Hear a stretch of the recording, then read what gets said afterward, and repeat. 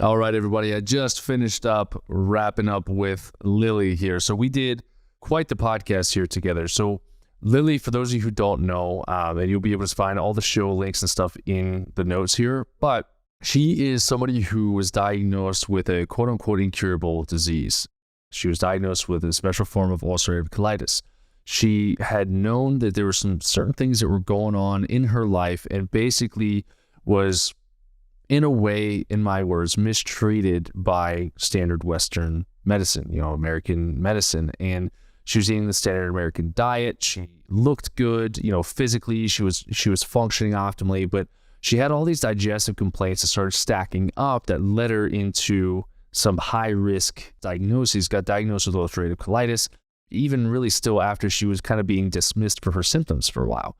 But with everything that she has been through, she has had her colon removed, and she has still been able to find a way to intuitively eat, be healthy, and then it has inspired her to be able to be the healthiest version of herself to date, while still being able to have a little bit of cheats along the way. So what we talk about in today's podcast is, what did her journey look like? How did it affect her relationships? How did it affect where she went in life and who she has become today? So she's on her way to getting her master's in nutrition. She's going to be an integrative functional practitioner as well, integrative health practitioner. So she's taken some training, extra training, to get even better at fine-tuning her craft. So be sure to listen the whole way through. You might have to listen to this a couple times just because we went so in depth with this, but be sure to follow her, like and subscribe from this podcast. And thank you as usual for tuning in to the Doc Jacque Show.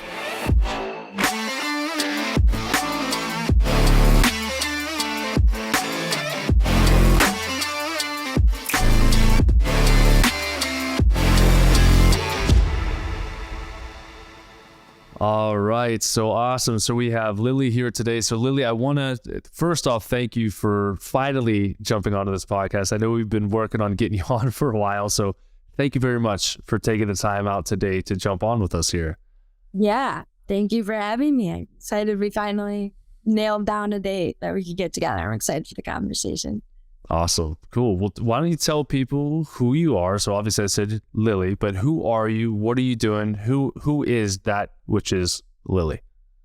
Yeah, so my name's Lily, as we've gone over, but I'm currently studying to get my master's degree in nutrition, doing that online through Arizona State. I currently live in Florida, and I'm also training to become an integrative health practitioner. I'm just super into the holistic side of nutrition and health through my own battle with autoimmune disease and all that. So that's how I got into the field, and that's what I'm trying to learn more and more so that I'm able to help people in the future.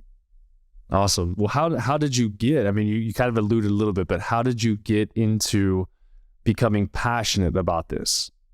Right. So I mean, starting with my diagnosis, I was just like a normal teenager. And I think my standard American way of life caught up to me, and not knowing anything about nutrition back then or lifestyle, I was like just hit by a brick wall, like diagnosed out of nowhere with an autoimmune disease, which is chronic. They say like no disease or no cure for that kind of disease. So it's been a long journey. So it's taken me a while to get where I am. And it started with me just being super sick and not finding the right help, being diagnosed with an autoimmune disease. Now it's been 10 years. I feel like the field is definitely more prevalent now, and people are kind of catching on to this holistic way of living and like the natural side of wellness. But when I was diagnosed, I had no idea like that was even an option. Let's just start by, who were you before the diagnosis? What were you doing? What was your typical life like? And then all of a sudden you started getting symptoms. And what were some of those symptoms? What did that culminate in terms of like your diagnosis? What did they ended up diagnosing you with? Okay. So yeah, I was just a normal high school student and just very active. I was in sports year round, volleyball, basketball, lacrosse. I wouldn't say I was healthy by any means as far as diet goes. I was eating that standard American diet, but since I was so active, I, fit, and I thought that was healthy. and my mom as well, and my parents just feeding me the standard American diet, thinking like this is okay because she's active and whatever. Like that kind of was the epitome of health. Like, okay, if you look good, then you're healthy. But that turns out that's not the case at all. So it was sophomore year of high school, and I started experiencing like super bad digestive symptoms, like bad cramping and bloating and all of the things that come with typical like IBS. Everyone knows what IBS is, even though it's not really a condition. It's just kind of a blanket term for you have some issues and we don't really know what's wrong with you. So that's kind of what I rolled with for a long time. And I'm just like, okay, like, what should I do? And I went to the doctor finally after experiencing very bad GI issues. I was in volleyball season, I remember, and I would have to run out of practice to go to the bathroom. Like, and it was obvious, people knew like something's not right, like very urgent. So I went to the doctor and just nothing's wrong with you. Like just hearing my symptoms, no tests run, nothing like they just said you have digestive issues, food sensitivities, stay away from gluten and dairy, whatever.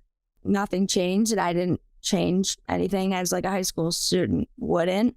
So I just progressed and progressed. And finally one day I like was literally on the floor, like in pain, like, okay, this is not normal. Like I have to actually get some help. And so my mom ended up taking me to the ER, and they like did a scope and whatnot. And we're like, maybe you do have something wrong with you.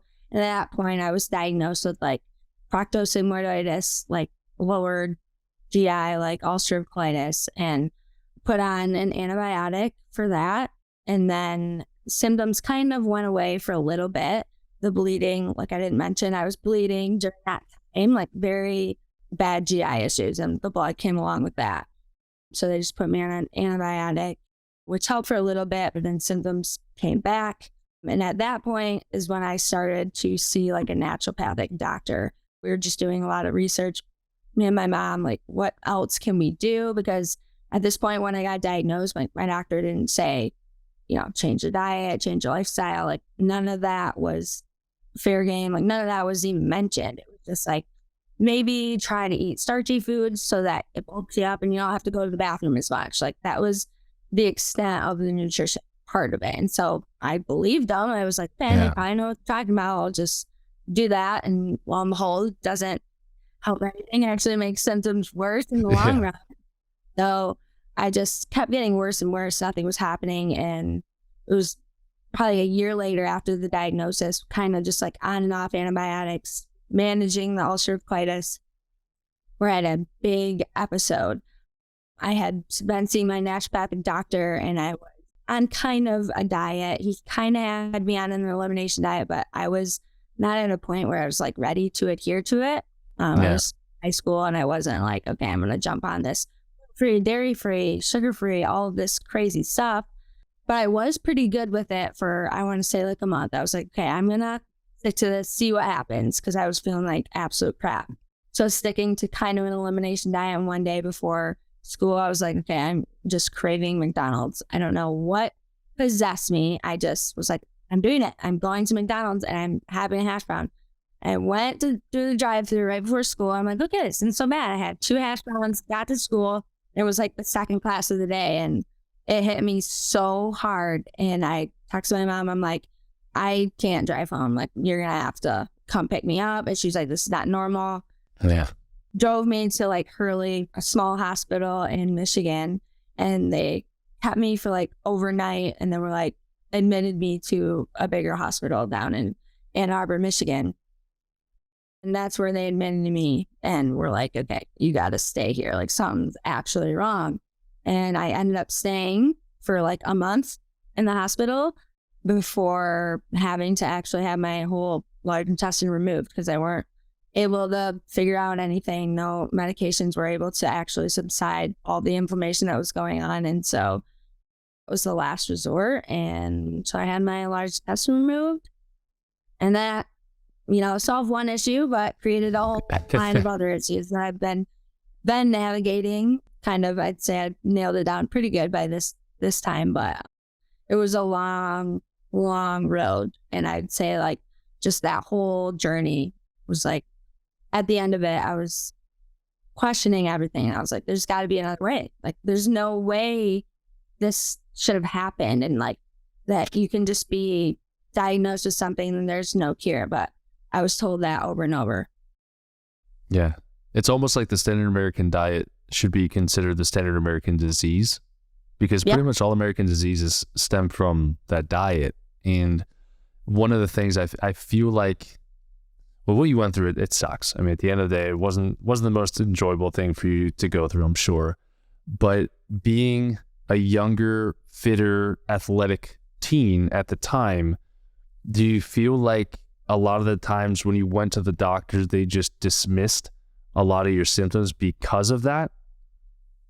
For sure. Like, I have a vivid memory of that doctor, and I mean, it's not to trash Western medicine by any means, but the reality is, knowing now what I know, studying holistic medicine, studying integrative nutrition and all that stuff, you know, clearly nutrition is a huge aspect of this disease. But despite your questioning, despite all the questions you have, they weren't taught it, so they don't recognize it, and they will dismiss it. And I did bring it up several times, and by like the halfway through point, I would say I was investigating, doing my own research pretty good. So I would bring up these questions, and these doctors were just dismissing it, my GIs. And I saw, you know, the top GI doctor in the country at Cleveland Clinic, went all the way to Cleveland Clinic to see this GI doctor. And I'm like, what can I do? Like, how can I feel better?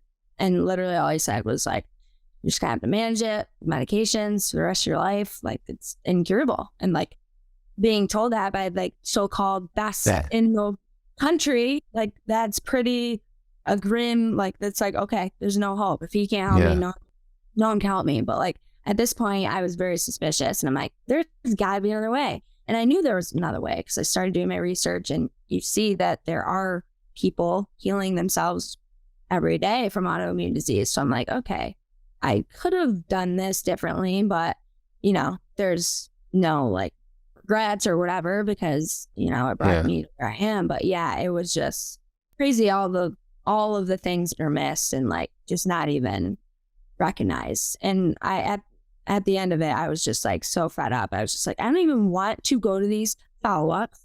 After I had my colon removed, my mom's like, we have to go to the follow-ups just to make sure like everything's good. And I'm like, they don't know. They don't actually know what they're talking about. So like, I don't care what they have to say. Like, to be quite honest, like, I was just so fed up with it. I'm like, I could have gotten better. Like, if I knew from the get-go. And like I said, no, like, I wouldn't have changed anything, but like, it's just crazy how much is missed. I mean, you know, Western medicine isn't meant to really heal people. I don't believe that. I mean, it is without a doubt the place to go for surgery and emergency medicine, 100%, like life-saving. But is it the place for chronically ill people to go? No. To change their lifestyle? No. Like, they don't. I mean, they make you sicker, if not anything. Yeah. And you know, I've been doing this for quite some time. I'm excited for you to step into this field as well, because you'll see it and you'll start to be able to build even more cases, especially. And again, it's not to downplay, like you said, like Western medicine, although I do quite often on the podcast, I have my own opinion on Western medicine, but you kind of hit the nail on the head. If I break a bone, I'm not going to take an herb to fix my bone. I'm going to go to, you know, the ER, wherever, get it reset, get it casted, and hope everything is good from there. Like, that's what they're for. But past that, they're never going to get you back to health, because they're never going to look for that underlying cause, right? And back then, it could have been you were overexerting yourself. You were very stressed out. You were in school. You were playing all these sports. Your body could have been in a catabolic state. You're feeding it inflammatory food. And a lot of parents are like, well, it's calories in, calories out, right? My kid's hyperactive. They're exercising all the time. They're in 48 sports. So I just need to get the densest calories in there as quick as possible before you get to the next thing. If we can undercut that, teach parents to teach their kids, then I feel this is a way that we can have more or less like a revolution of what true healthcare is, because it's not how you look or how you feel, right? Because if it was how we looked, you would have been perfectly healthy, but you had a diagnosis that could have more than likely been solved or fixed. But things happen for us, not necessarily to us, and you kind of spun it in a way that now this seems like it's your mission, right? It is your mission to try to teach more people and prevent more people from going down that route. Would you agree? Oh, for sure. Yeah. It's just like, I mean, I've heard you say on your podcast, like, knowledge is power. Like, that's the whole point of what I do now. It's because I didn't know better, and most people don't. It's just kind of crazy how little the standard American knows about nutrition and about what they're putting into their body and how it's affecting them, not only physically, but mentally. And everything is connected. And it's just like, once you go down this rabbit hole, you never see things the same. Like, everything changes. And, it's not to sit, like, I can't judge people for still being in that boat, because if it weren't for my own health issues, like, I probably would be the same way. I'd just be adhering to the standard American diet, whatever, feeling kind of like crap, but like, whatever, I feel okay. So I'm fine. I'm healthy. That's how most people live. But it's like, we weren't meant to live that way. We were meant to thrive and like feel good. But people are walking around like zombies, like low energy and fatigue and brain fog and joint pain and just sluggish. And it's just like, that's not how we're meant to live. And it's for a reason. It doesn't just happen to you. And that's something that I always try to get across. It's like, ulcerative colitis, it's an idiopathic disease. They don't know how you get it. There's a genetic component, they think. That's not the case for me. Like, there's no one in my family that was diagnosed with ulcerative colitis. But now, looking back, knowing what I know now about gut health, every single thing that was like a part of my life led to the perfect storm of like, oh, yes, this absolutely manifests in a body that is hyper stressed. Like, I didn't mention, but I was diagnosed with ADHD at a very young age, and ADHD patients are 50% more likely to experience anxiety, and people with anxiety are more likely to experience IBD and like digestive issues, the gut-brain connection, and that on top of the sugar, like high sugar diet, standard American diet, like, it just makes sense. And I was put on, antibiotics when I was younger all the time because I had yeast infections because of all the sugar and junk I was eating. So on antibiotics, yeast infections, more antibiotics to treat the yeast infection, but then clears out your microbiome, kills all the good bacteria too. But then you're more susceptible to get infection again. And I don't know, people don't know that. And that's okay. But now it's like, okay, what do we do with this information? Now I have this information. I have to let it be known because most people don't know that. And if I had known, I would have done it a lot differently. You said it in a great way where you had the perfect storm of everything building up. And when we meet with patients, it's like, I don't know where this disease came from, right? But it's like baking a cake, and you put every single ingredient, you mixed it, you put it in the pan, you preheated the oven, you put it in the oven, and then when you open the oven, you're like, how did I get a cake? Well, you did all of the steps to make it. What did you think was going to come out? Did you think kale chips were going to come out from baking a cake? No. So it's either you stack the recipe in your favor, or you stack it in a way that you are going to be building sickness and disease. And the antibiotic thing is huge because I did a TikTok video and people got enraged about antibiotics. And I was like, well, the creator, like the dude who created penicillin, his worst fear was that antibiotics were going to become like just basically over the counter, anybody could get them, because he already knew about the superbugs and the resistance and all the things that were going to be created from antibiotics. But it's like the first thing that most kids get when they're born, right? They'll have an ear infection. There's antibiotics. You've got this going on, antibiotics. You've got this rash, antibiotics. And so you're steadily declining the state of your microbiome. And it's unfortunate for people to hear it so late in their life, but it doesn't mean you can't go back and try to fix the damage that has been created for a lifetime, right? So it's tough. It really is. But how is life without your colon? Well, I mean, initially it was worse before it got better. Like, I was at that point, when they told me I was going to have my colon removed, I knew what was going to happen. I was going to have an ostomy bag And at this point, I was a senior in high school going into college, and that's the last thing I wanted. A bag of literal shit hanging to my side. Like I was like, no, that's not gonna happen. And they were like, unfortunately, like we don't have another choice, because at this point I'd been in the hospital for about 30 days, probably a month, and I'd lost 30 pounds, had 3 blood transfusions, was literally going to the bathroom so much that I couldn't eat, couldn't keep everything in, had to get a feeding tube. Like it was just the whole 9 yards. Like you're like, you have to get your colon removed, or like honestly you're gonna die. Like they told my mom that. They didn't tell me that to my face, but my mom told me that, because I was like, I'm not getting that. And she's like, Lily, you have to. So got it, whatever. Thank God I got it reversed within like 2 months. But it actually happened that I got it removed way too quickly. I basically begged my surgeon to get it reversed because I hated it so much. It's a pain in the ass. But he removed it way too quickly. So then I was having all these other issues. Once I got it removed, I'm going to the bathroom even more than I was before, like 25 times a day. Just having very bad issues, like can't hold in any water, any nutrients. So I was severely dehydrated, severely undernourished. I was having fainting spells. Like my mom would literally stand by when I showered because she was scared I was going to pass out and like hit your head. I passed out in the middle of the night. Like I was just skin and bones. Like you could tell I was sick just looking at me.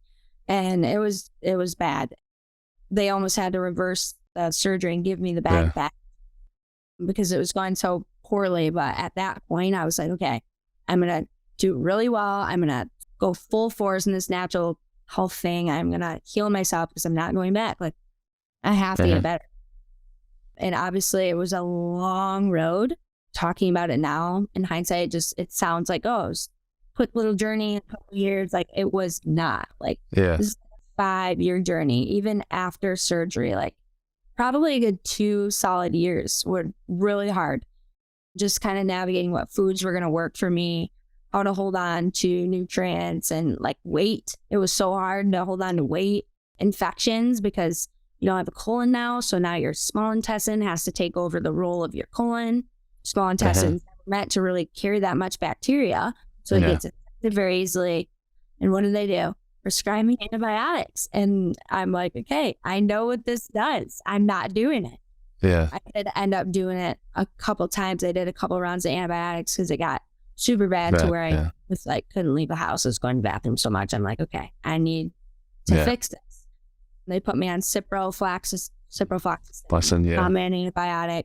Experienced very bad side effects, started having panic attacks, anxiety just increased. It was naturally high at this point because I was underweight, not eating, like you can imagine, severely undernourished. I was very like on edge all the time, but taking this medication, I was like, okay, I'm going crazy, like something went on. And I started researching it, and lo and behold, there's something called ciprotoxicity and panic attacks and anxiety and neurological damage, like irreversible damage is very common with this. So I was like, okay, this is not good. I went to my naturopath and she had me on chelation therapy to like detox cipro because you want to get that out of your body. And so I'm like, okay, this is just a mess after a mess. And then I remember I got another infection probably a month later or so. And they're like, okay, try this antibiotic instead. Oh my gosh, okay, let's try it. And I was having tingling sensations in my fingers and my toes. And I researched it. Neuropathy, common side effect of Flagyl. And I'm like, okay, this is just ridiculous. It just is not, it just never ends. Finally, I don't know. It took probably 5 naturopathic doctors and just trial and error to finally be like, okay, I'm going to be serious about this and go all in on naturopathic health because nothing else is working. And it was just, I don't know, it was crazy. Well, when you chose, it is, it really is. When you chose, so you went through 5 different naturopaths? At least. About? So I wanted to elaborate on that, and that what you did, I feel, is awesome. Not like what you went through. That, again, I wouldn't wish that on anybody, but it sounds like you kept searching until you found somebody who finally gave you the answers on how to be healthy. Is that right? Right. So I want anybody who's listening who is working with a doctor, and I used to hear this all the time, and it's not to knock it, but I used to hear patients say, "Oh, he's a good Christian, man, and he's a good." That's fine if he's got great faith, cool. But if you're not getting the results that you're paying for, that you're putting the effort into, it's not the wrong thing. It's a good thing to do, to go to somebody who will give you the answers, who will give you the protocol, because you have to keep searching. You have to be your own health advocate and trust that gut intuition and realize that if it doesn't feel like a good fit, it probably isn't a good fit. Move on. Don't feel bad, and move on to the next person until you find results. That's something I would urge anybody listening to do, because there are great doctors out there and there are horrible doctors that are out there, and they're everywhere. So I just wanted to make sure I said that piece. Sure. And it's not to knock any of the doctors I saw, because obviously they did the best they could. But I think a big part of it was that they just didn't have a lot of experience with ulcerative colitis patients. The majority of them had probably not ever worked with ulcerative colitis patients. And if they had, not one that didn't have a colon. So half of it was after I had a colon, and it's how I was navigating this new life. And really what it took was time. That's the biggest thing. And that's something that's so important for me to relay, because there's so many people that reach out on Instagram with ulcerative colitis, with Crohn's, that are either undergoing surgery, thinking about going surgery, or they're post-surgery and they're doing horribly, and they're just losing hope and all this stuff. And I was in the same exact boat, but it just takes time. I just have to tell people, it didn't take your body a month or even a year to develop a chronic disease. It was years and years of toxin exposure, inflammation, stress, all of this, processed diet, all of these things build up over time. Your body is very resilient. Our bodies are so resilient, and they have healing capacity. But if they're in an environment that's literally just, pegging them with inflammation from every which way, it's gonna run down over time, and that's what happens. But I believe it's possible for everyone to, overcome that despite your diagnosis. I just saw an Instagram post today, someone with Crohn's disease, just a grim post about her saying oh, I will always have this disease, and it's okay. I've come to terms with it. And that's so sad to me. It's people are identifying with this disease, and that's the saddest part. When you identify with the disease, you can't heal from it. That's one of the biggest parts of it. I mean, if you're saying I'm sick and this disease is a part of you, it's going to be really hard to heal from that. And that's one of the biggest things I see too, is just people, I'm sick. That's just who I am. I've always been this way. No one can help me. I have a chronic illness. So that's a whole nother part of it, is the mental aspect, and detaching from your identity with the disease. Yeah. And I mean, there's a good quote. It was whether you think you can or you can't, you're right. Yeah. And yeah, there's research that was done. It was an epigenetic study, super cool. That in a way it is. They found that if you go to an oncologist and you get a terminal cancer diagnosis, and the doctor says you have 3 months to live, and you believe that hook, line, and sinker, they were able to find out that your body would actually rewire itself to die exactly 3 months after the day of when you were told that you were going to. Right? So you have to be able to separate, because the disease is only your body. I don't want to say it's only your body. The disease is your body trying to keep you alive and throwing as many fire alarms out there as possible so that you pay attention to it. And too many people are stuck in the Amazon Prime fix, where it's I just want to do something for 2 days, be done with it, and move on with it. And that's not the case. Like you said, it's it didn't take 10 weeks, didn't take 10 months, maybe 10 years for you to develop this condition. You've been doing this to yourself for an extended period of time. And moms that are out there and parents that are out there who are thinking about conceiving too, you know, this to me, it starts even prior to conception, right? Because for the fertility piece, the egg that you conceive with is, I think it's 90 days prior to conception is like that egg. So if you have a toxic body that's on a ton of medications, that has a horrible diet, that has a horrible immune system and a horrible gut mycology or microbiome to give to the kid, then you're starting a kid with a gut handicap, and then they're going to get diseases. Then they're going to fall into that same model. So parents that are out there listening too, make sure that you're taking care of yourself so that if you do conceive and bring a child into this world, that you're giving them the best chance possible to have a healthy start. If it's too late and you're listening, you're like, well, I've already had all my kids and they're sick as hell right now. Okay. You can't fix what you did in the past. What do we do going forward? So I wanted to ask you and I know this is a blanket statement, but what were some of the foods that you noticed triggered your symptoms from back in the day as well as right now? Like, what were the big foods that triggered you? I mean, gluten has always been a big one. Before I even knew I was sick, say gluten and dairy, conventional dairy, just any processed food, honestly. I was at the point where before surgery, I was like at the point where every food was initiating a response in me. Like I was completely like torn up at that point where I couldn't eat vegetables, but then it's like, oh yeah, vegetables are easily fermentable. So are they healthy for people with IBD? Same with fruits. High in sugar, can it feed the bacteria that's in your gut and cause fermentation issues? So I don't know. I mean, I'd say before, I don't really know. Like I wasn't paying attention enough to know, okay, I can't have these foods. I was doing like a daily smoothie and those were fine for me, like fruits, whey protein, it was organic grass-fed whey, and like almond milk, and those were fine. But like I could not eat vegetables, grains. And even after I did an elimination diet, I'd say like 2 months post, I started really honing in my diet, because post-surgery, I was just trying to get in calories, like trying to gain weight. There was really nothing that I wasn't going to eat in case, just for gaining weight. Like I'm just saying, whatever. But yeah, gluten's always been a big one. Refined sugar.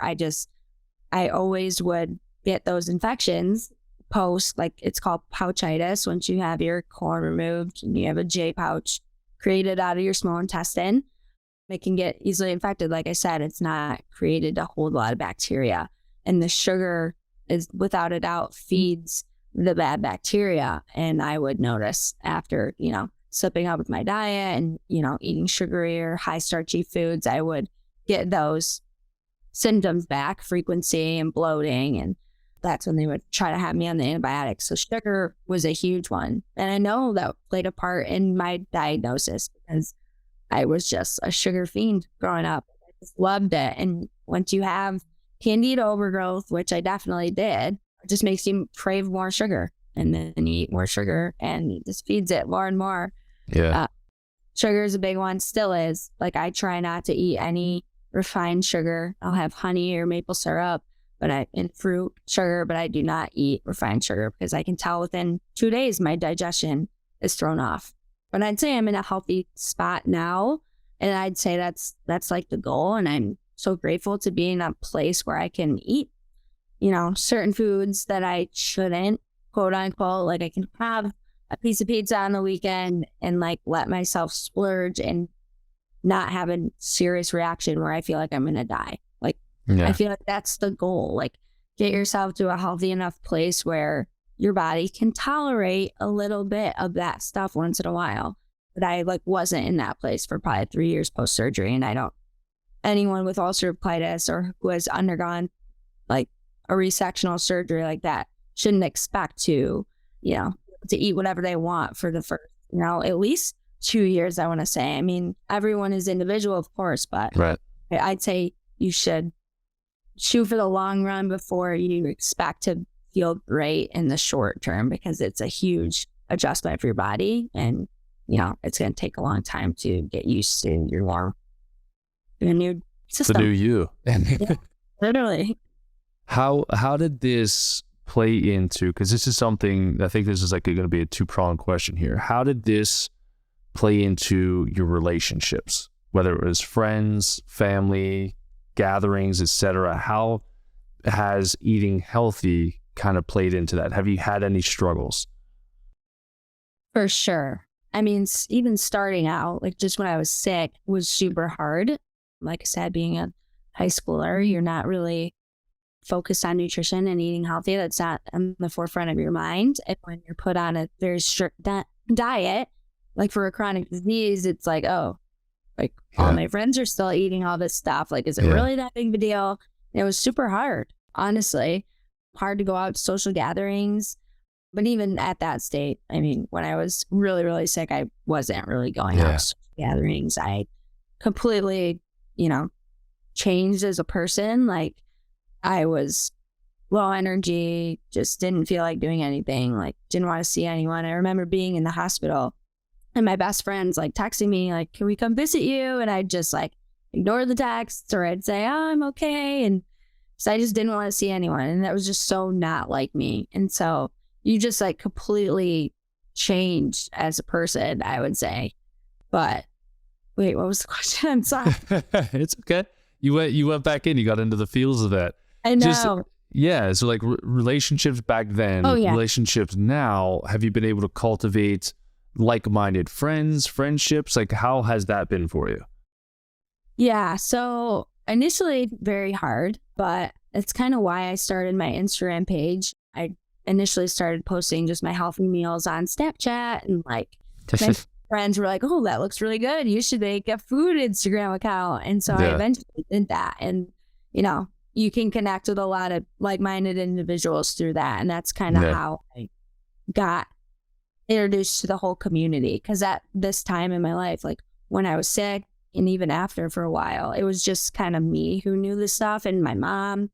It wasn't just known to the world. Even, I don't know. I feel like even now, 10 years later, like even my friends and peers, they're way more aware just because it's just more, I don't want to say trendy, but it is. It's become cooler to be healthy and to care about your body, because unfortunately the world we live in is just so toxic that you have to care these days. Like, you just have to. And people ask like, oh, whenever, like, you see those podcasts and TikToks of people who are like 90 years old and 100 years old, and they're like, oh, what's your secret to living long? They're like, I drink 3 sodas a day. And it's like, okay, but the other food you're eating, the lifestyle is just so different. And the world they grew up in is so different. Like pesticide-laden food, our water's contaminated. Like, we're way more stressed out than we ever were. And there's more additives in our food. And it's just a compilation of toxins everywhere that we just have to be more aware of. So yeah, connecting on the Instagram community was huge. Just finding people like, oh, I'm not crazy, or this isn't too much for people. Because right when I discovered holistic health and like, oh, nutrition is affecting every part of your everyday life, like it was everything I thought about all the time. And so it's hard for me to find people who are also that interested in it. You could find someone you could talk to for a minute about, oh, this is healthy and this is not, and this is why, but people aren't really that concerned. And I think that's kind of normal. Like, I don't know, I would say I wouldn't be as intrigued or interested in health if I hadn't undergone my own experience. So I can't like blame my peers, like my friends and family who haven't undergone the same experience, to be as hyper focused on it, because they haven't gone through what I have, and they haven't seen like, oh, this is why this happened. So, I mean, like I said, Instagram's been huge. I have a lot of friends in person that, they care about their health and they eat healthy and whatnot, but I'd say like I use my own like motivation to just keep me going and like inspiring others around me, because I have seen it just doing my own thing. People like pick up on that. You don't have to force it on people, but seeing your good habits and seeing how it's affecting you, like people will start to pick up on it. And I've noticed it throughout the years, like when I was freshly new out of surgery and just got better, like no one was interested in what I was doing, what I was eating and all that stuff. But now I get questions every day from those same people, from my friends and stuff. We didn't care before, but now they're asking me, you know, is this healthy? Sending me ingredient lists. Is this okay? And it's like, it's good to know like you are influencing people, even if they're not like so into it as you are. Like it does influence people, and that's all that really matters, I think. Yeah, sometimes it's planting the seed, you know, in them, and then you just continue to do your thing, and it slowly waters the seed that you planted, and eventually, you know, people are going to hit their own rock bottom, whether that's they can't conceive, or they can but they don't have energy, or then they get diagnosed with an incurable disease. And this people have to hit their own physiological rock bottom before they move. Tony Robbins talks about it all the time. It's the pain pleasure principle, and pain is a very strong motivating factor. So, you know, it's tough because I work with a lot of patients, a lot of teenagers, little kids and stuff as well. And the parents even struggle. They're like, how am I supposed to help little Johnny over here? We go to these gatherings, there's dairy everywhere, there's gluten everywhere. Like, what do I do? So I have my own take on it. What would you tell somebody who would tell you that same thing? Honestly, it's hard. I would say, depending on like the state that their kid is in, obviously, yeah, if they have a gluten and dairy allergy, or if they have an autoimmune disease, like it's really tough. But I mean, I'd say feed them a really good, like their favorite meal before, so they're not even hungry when they go to the party. Give them alternatives. Like there are so many alternatives in this day and age. Like that's one side of living in this society. We say, oh, we're being poisoned, the government doesn't care about our health, the FDA is corrupt, all this stuff. We can believe that, and it is true, but we can also look at it as, like, from a point of being grateful to have all the information we do at like literally our fingertips. Like we have all the information we need to take our health into our own hands. So it's just like there are alternatives for everything out there. Literally any product, there's a better alternative that you can buy, that you can create on your own, so your kids aren't missing out. Like it is hard at first, I'm not gonna lie. Like obviously I felt like I was super missing out when I was gluten-free, dairy-free, but it just took a little getting used to. And like I said, at first I wasn't willing to do it until I reached a point where it was so bad, and I was like, okay, I'm done. Get me better. If I have to never eat a piece of bread for the rest of my life, I'll do it. I just wanted to get better. But yeah, I would say like there's an alternative for everything. It's doable. Like, and I think about it, I mean, this is a different perspective. If little Johnny has an autoimmune disease, it's different than like, oh, I just want my kid to be healthy. Like, I think there comes a point where being super restrictive, it becomes unhealthy itself. Like you can't instill fear where it's like, okay, you can never eat this or you will be sick or you will feel bad. Like there has to be some sort of balance, but also just do your best. Like there are so many things we can do on our end that we should be doing. So just make sure you're doing everything that you can be doing, and just don't sweat the rest, because you can't control everything. So just control what you can control, and then don't worry about the rest. Yeah, that's exactly what I tell people. It's just kind of cool that you said the same thing. Just eat a giant meal before you go so you're not hungry. Or bring food. Do both, right?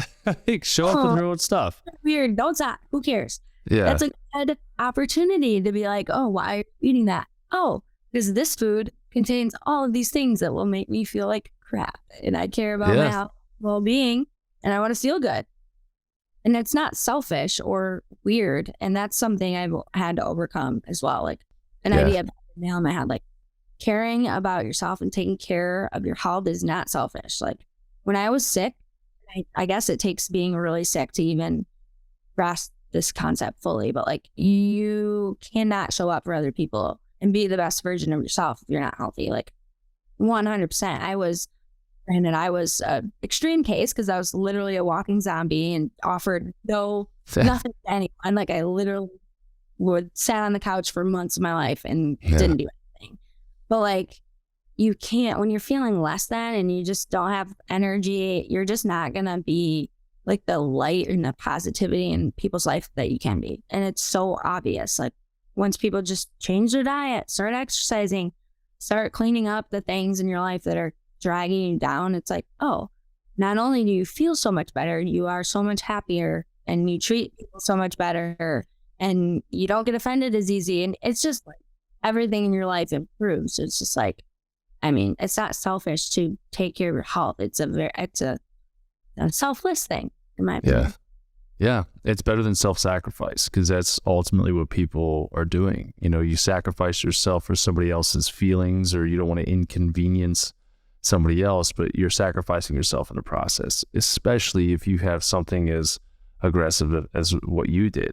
And there's one patient that comes to mind. It's still like, I don't want to say it haunts my dreams, but every once in a while, like, it'll pop up and I just feel bad. But there was a patient that I was working with. It's like one of the few patients that I was like, I can't work with you anymore. I don't say that very often, but it was a little girl. She's like 7 years old and she had a form of cancer.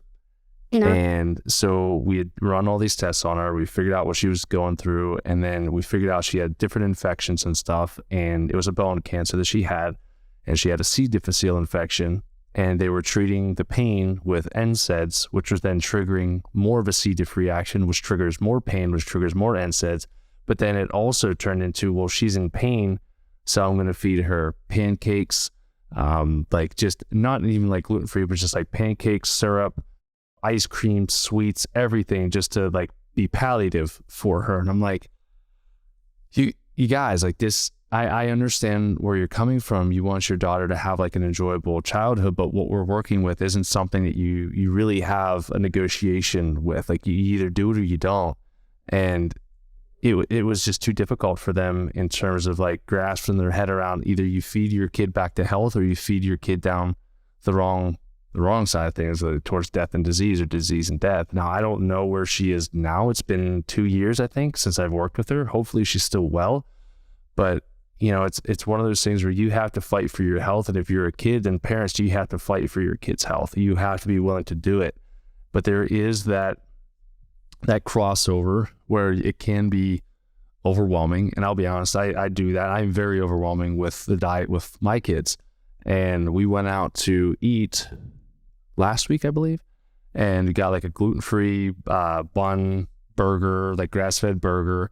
And then there was fries that we weren't sure, but it looked like they had gluten on them. So I wasn't eating them. My wife wasn't eating them. Our daughter wasn't eating them. And my son, who's 4, is super smart with this stuff. He takes a bite of one and you're like, hey, buddy, I think that has gluten on it. Like, let's just not do that because we don't want it to hurt your belly. And he goes, oh, yeah, it's hurting my belly. Yeah, we need to go home. My belly hurts. I'm like, but no, like it doesn't. I understand what you're doing. So like, you have to like make sure you understand, like, listen, you could do that. It's going to cause inflammation. It's not the best thing in the world for you. You're not going to die from having one, French fry, even if it does have gluten on it. But there is like that weird crossover where you're like, man, I was doing so good. And then, oh, crap. Like, I think I overdid it. So Right. Yeah, it's a delicate balance. It really, really is. For sure. I mean, thinking about just that instance, I was in a very inflamed state. Like when I went into my huge flare up that sent me into the hospital where I had to get my corn removed, like it was one hash brown. It was a couple bites and that sent me into the flare. Obviously it wasn't the one hash brown that caused everything, but it did trigger it because I was in a very vulnerable state. So like, it just depends on the individual. Can you tolerate it now? Probably not the best idea. Or are you healthy enough to like have a couple bites? Okay, fine. If I had a hash brown right now, I'd be completely fine, which is good. Yeah. Like, not gonna have it because I like feel like, I feel kind of gross, but I'm not gonna like be on the toilet for the rest of the night like I would have been when I was sick. Yeah. Well, what would your message be with like somebody who's battling an autoimmune disease or battling ulcerative colitis? What would your message be to them? I mean, I guess this goes for just really any autoimmune disease or any chronic illness. Like if you've been told by a doctor that diet and lifestyle has nothing to do with the way, the state that you're in, just to kind of let that go in one ear and out the other, and just kind of believe that healing is possible for you, because it's happening all over the world. Like, it truly is. It takes coming across that and coming across someone who has seen both sides of it and has overcome something. Because when I was super sick, like, I didn't see any light, any hope, because like I said, like, I had the best in the world tell me, the best you can do is manage these symptoms for the rest of your life and be on medication. You will never be healed. And that's just so far from the truth. It truly is. Like, these doctors mean well. I truly believe most doctors mean well. They just don't know. They just were not trained. Like, the average person walking on the street might know more than your doctor about nutrition. I'm not saying that to be offensive, but it's true. They go through like 3 credits of nutrition in their 4 years of residency or whatever they do. It's crazy. So don't like get hung up on those diagnoses. Yeah. Sorry. That say like you will never heal, because it truly is possible. Our bodies have an innate healing capacity. We just have to give them the right tools and resources and the right environment to do so. And that's not typically going to be a medication that you're on for the rest of your life. It's a low and slow and steady journey to heal naturally, but it is worth it. It's way less risk, and it's, lasting. Once you learn lifestyle changes that will keep you healthy, that's the goal. It's not to treat or cure your ulcerative colitis or any autoimmune disease. The goal is to get your body as healthy as possible so that disease just cannot survive in it.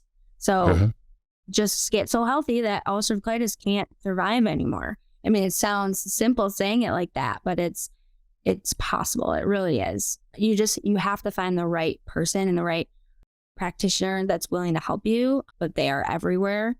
It might seem like, oh, I don't know any naturopathic health practitioners. Like, there are tons these days, especially. Like, you can find one. You can Google in your area. You can go to Integrative Health Practitioner and search one near you. Like, you can find someone who has experience with your disease and will help you not treat your disease, but help you just get healthy and reduce your inflammation and get you to a state where disease can't survive in your body. That's the goal. And it's possible. I love it. And where can people find you? Mainly I'm on Instagram. It's @_intuitive living with Lil, or you can shoot me an email at intuitivelivingwithlil@gmail.com. Okay. Awesome. And yeah, I mean, I've been following you for a while now, and your page is awesome. You do post a lot of, like, you posted something, I think last night. It was a chicken carbonara that you made. Yeah. It looks super good. And I was like, oh my gosh. But, yeah, I mean, that's a goal. Like, we can healthify recipes. You can make something that you really enjoy with cleaner ingredients, minus all the fillers and the preservatives, junk. Like, yeah. Well, that's what I was saying. I mean, your page has a really good upbeat feel to it. So I want to, encourage anybody who did listen to this podcast, at the very least, just go follow you, just at least for a week, and just look at the content, consume the content, and you'll learn different things, different perspectives from somebody who made their way through a disease state. And you're even limited now because you don't even have a colon. So you've been able to create health within yourself with your own internal limitations, which is super empowering, like, to me, in my perspective. So is there any last words that you would like to tell anybody else listening to the podcast today? I guess I'd just say thanks for listening, and that you have the power to take your health into your own hands. I think that's like the biggest message of, what I'm trying to do with my Instagram, and just what I'll do with my future clients, is just like, you can take your health in your own hands. Like, despite a diagnosis, despite your genetics, despite what runs in your family, disease manifests as a result of like our lifestyle and what we're exposed to. And it can be not only prevented, but it can be reversed. And so just don't lose hope. You have to keep hope in this process. It's so huge.